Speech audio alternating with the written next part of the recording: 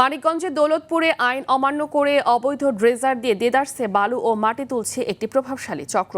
এতে আবাদি জমি, ঘরবাড়ি ও সরকারি স্থাপনা নদী ভাঙনের হুমকির মুখে পড়ছে। পাশাপাশি রাজস্ব হারাচ্ছে সরকার। স্থানীয়দের অভিযোগ, প্রশাসন সহ সবাইকে ম্যানেজ করে মাটির ব্যবসা চালাচ্ছে প্রভাবশালী চক্রটি। মানিকগঞ্জের দৌলতপুর সংবাদদাতার পাঠানো তথ্যচিত্রে আরও জানাচ্ছেন সুলাইমান কবির।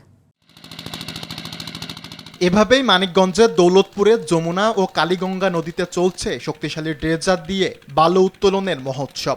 আইনের তোয়াক্কা না করে অন্তত 10টি পয়েন্টে অবাধে চলছে এ ধ্বংসযজ্ঞ।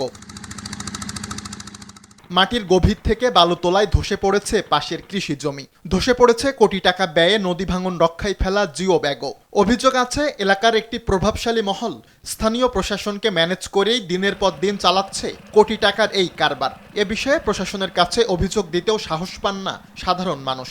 এভাবে চলতে থাকলে নদীর গতিপথ বদলে বর্ষা মৌসুমে ভিটেমাটি হারানোর শঙ্কায় দিন কাটছে স্থানীয়দের। ড্রেজারে বালি উত্তোলন করার ফলে গভীর হয়ে যায়, পুকুরের মতো হয়ে ভাঙন ধরে আমাদের নদী পার ভাঙ্গিয়া ক্ষতিগ্রস্ত করে হাজার হাজার পরিবারের।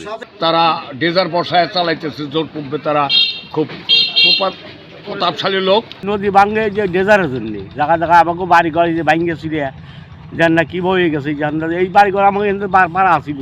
তবে তদন্ত সাপেক্ষে যথাযথ ব্যবস্থা নেওয়ার আশ্বাস দিয়েছেন জেলা প্রশাসক। সরকারি বালু মহল আছে, আপনারাও নিশ্চয়ই সেগুলো করে জানেন যে কতটুকু সেই বালু মহলের সীমানা এবং কারা সেই বালু মহল ইজারা নিয়েছে।